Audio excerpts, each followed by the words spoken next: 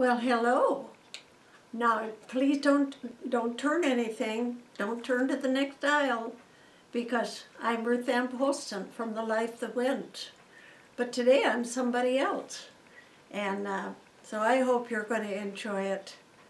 And I hope it will glorify our glorious, glorious Lord. So today, a few years ago, I wrote a book called People Who Made a Difference. And when I was going through this book the other day, I remembered writing about some people that were surrounding the Christmas message, and yet they never get mentioned. And I love those old people. And they were right on, and they lived in the temple. Okay, so today I am going to be Anna. Now, Simeon and Anna, by the way, this dove won't stay out of here today. I don't know what there is about it, but he just keeps coming and keeps coming. So I'll just have to tell him that I love doves, but somehow he just can't be here. I'll have to go back on the piano. So, okay, but all these other things, they can stay. This belongs to Simeon. This belongs to me.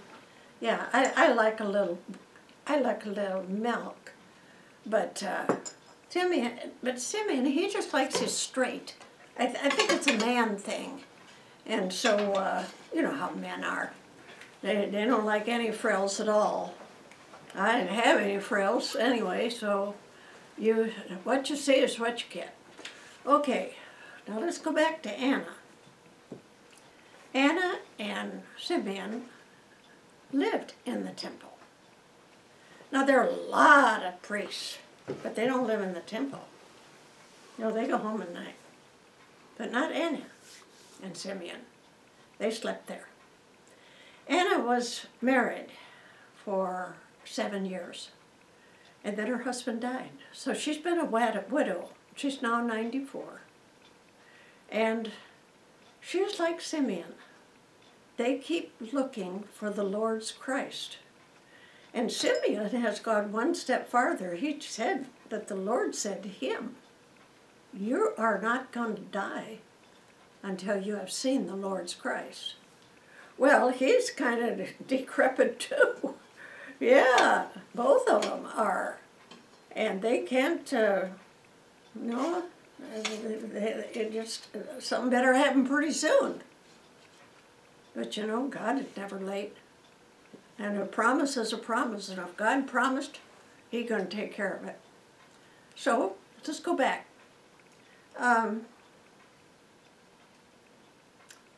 Let's start just with Anna.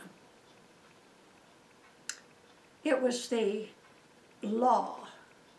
And you know, Joseph and Mary, they followed the law because the law was all they had.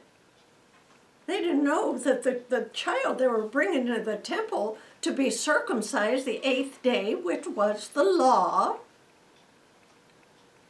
they didn't know they were cradling the man who would die, who would rise, and be the author of the grace and of the truth, and that he would die and put to death the law.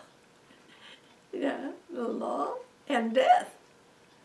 They had no idea what was in this. Jesus, she knew that he was the Messiah, but what all that would entail, she didn't know. She knew a little bit more about it after being in the temple. But remember that the temple's full of priests. How'd they happen to get that one? You think God picked out Simeon and Anna a long time before? Why, He's not going to let them wait out the years. The other priests, they're just running around and they're wearing their pompous robes and they want everybody to notice them, and they'll go out and prattle around in the streets and pray their prayers and everything, so people will look at them and think they're very spiritual. Okay, but then there's Anna, and then there's Simeon. Okay, I'm Anna. I live in the temple. Oh, these old bones, they're so tired today. I feel sore in every joint. It must be the damp, I guess, of this temple.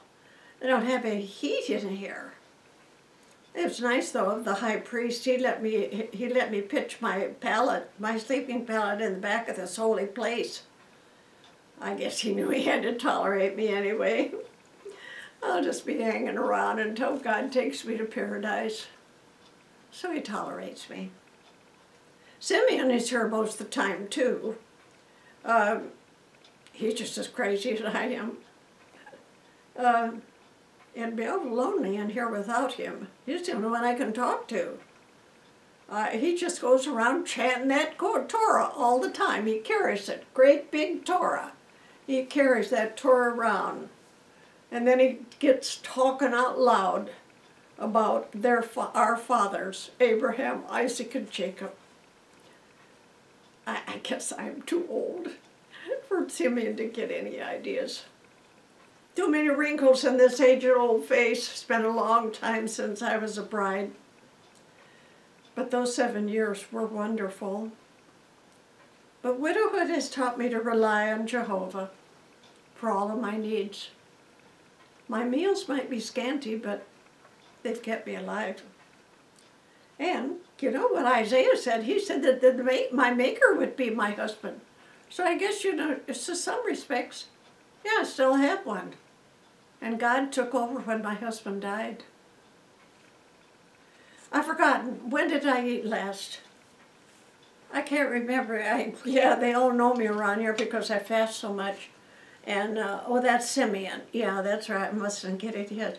Yeah, this is mine right here. And so, it's a little gruel. It'll do me good. Excuse me. I really need to have a little bit of food just to hold my bones together. This fast has now been long enough. And a little grub wouldn't hurt my stomach either. I like to get my prayers in before the young couples start bringing in their babies. Oh, yesterday the line got so long. And the Jewish couples were lined up way down the street and had their babies in their arms. And before the day was over with, I was so tired, I was ready for my pallet and go to bed. But you know something? I never get over the thrill of the Jewish couples that come holding their babies. And you know, the male babies, those Hebrew men have fierce pride in their sons. And I don't know whether they ever think that theirs might be the Lord Christ. I don't know. Well, whenever they come up, Simeon looks at me and I look back at him when those young males are circumcised. Now, I want to tell you something right now. We'll know when the Messiah comes. Yeah. When he comes through those temple doors. We've been studying those prophecies for years. Years. I mean, we know all. Look at the scrolls. Now, I tie mine up tidy because I'm a woman, you know. Simeon, he's not going to have any of that. But he looks at the scrolls and just goes through, pours through them. And this is his. You know, I have to be sure he knows the difference. Got to get that gruel over to him. All right, we've been studying the prophecies for many years. But you know what, the one that really boggles my mind is this one that says, a virgin shall conceive. Now, what's that all about? And bear a son, and call his name Emmanuel. It just doesn't seem possible that the one we're waiting for will come through a virgin. The Son of the Highest, born to a woman without a man's help. I thought you always dated a man. Oh well. Anna, you're old. You're a silly old woman. Can you explain 40 years in the desert and having pancakes for breakfast every morning? How it got there? Can you explain why their shoes and their clothes never wore out? Come on, get real. Can you explain the hammer that floated for Elijah? Come on, Hannah. Or Anna. Can you explain that donkey that talked to Balaam? Come on. Come on, Anna. Get real. If the Almighty wants to send the Holy One through a virgin, I don't think he'll ask your permission. Oh, that's why I love him so much. He does whatever he pleases. He said, if I was hungry, I wouldn't ask you. How do you like that? And it just stops the mouths of all those who try to tell him what to do. It's strange how my hope to see the Christ, as well as Simeon, before I shuffle off to glory. And that keeps me hoping. I just know that I will know that I know. That make any sense? Simeon knows it too. He knows it better than I do.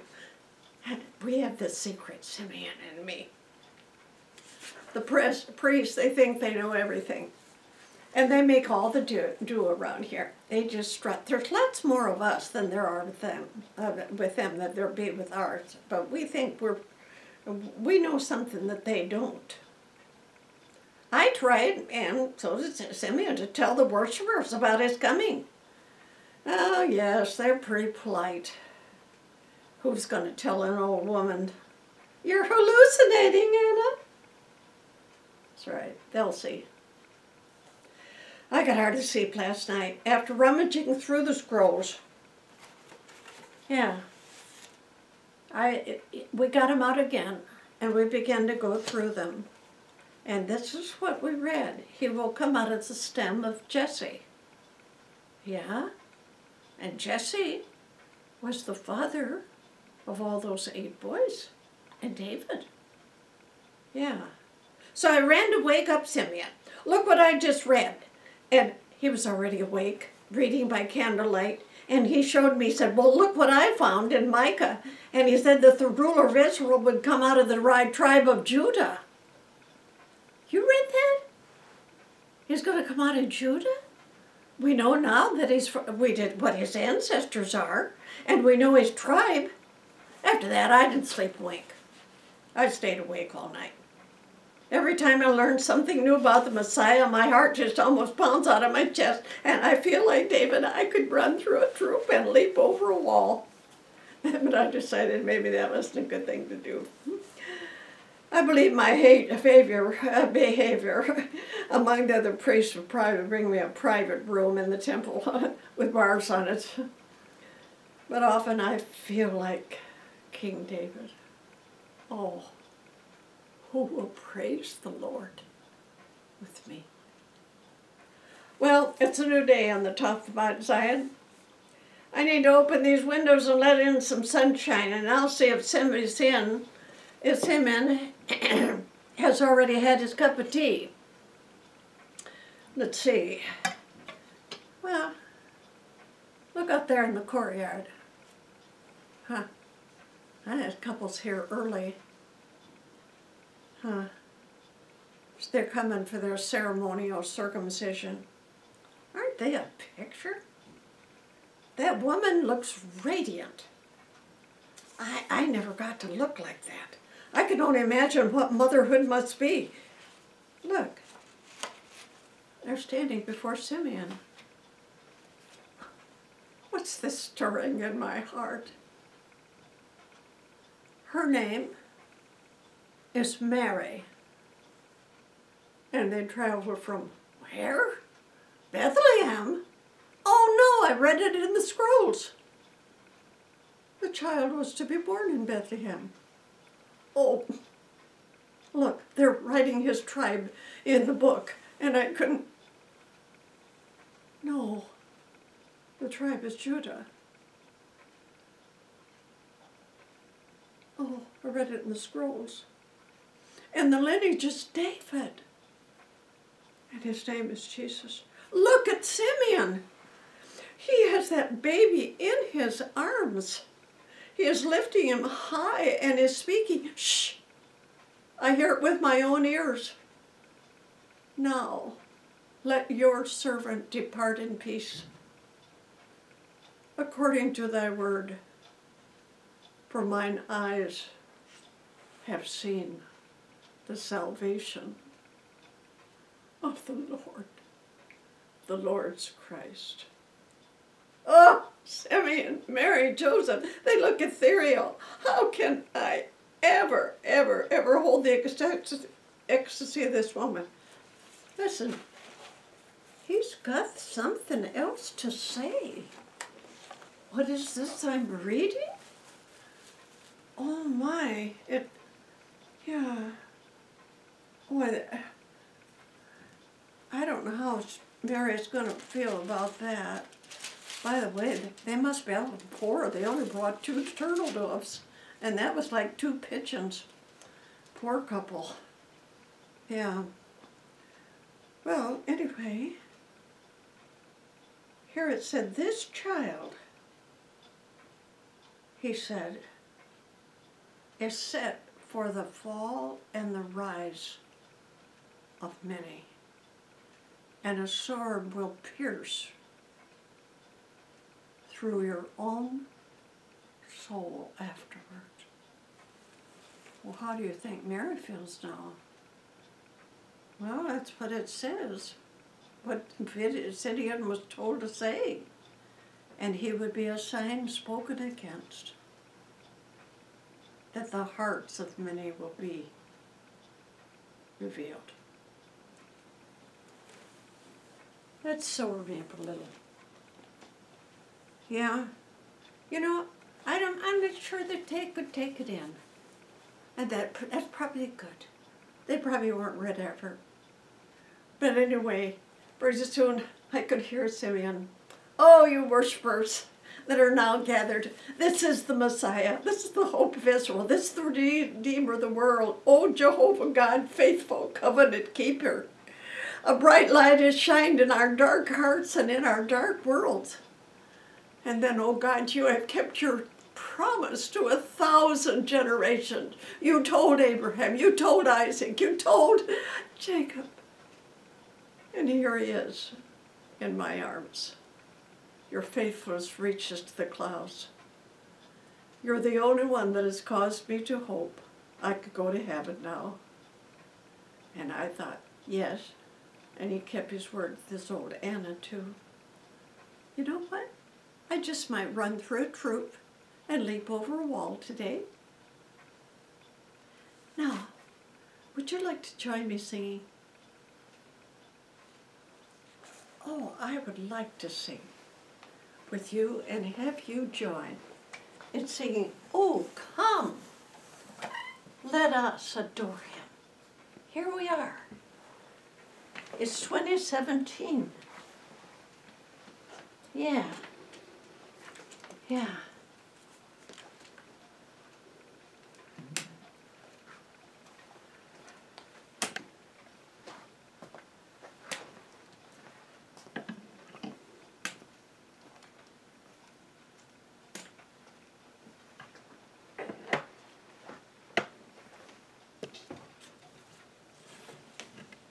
You know this song. Everybody knows this song. Oh, come, let us adore him. Oh, come, let us adore him. Oh, come, let us adore him.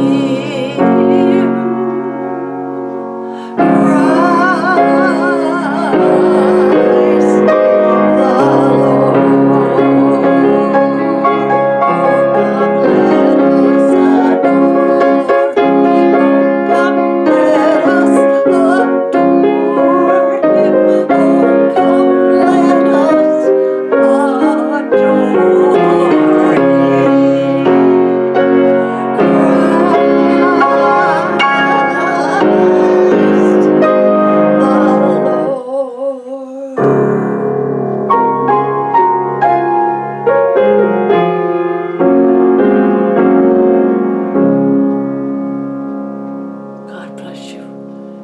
wonderful week. Ruth Ann Polston, The Life That Wins.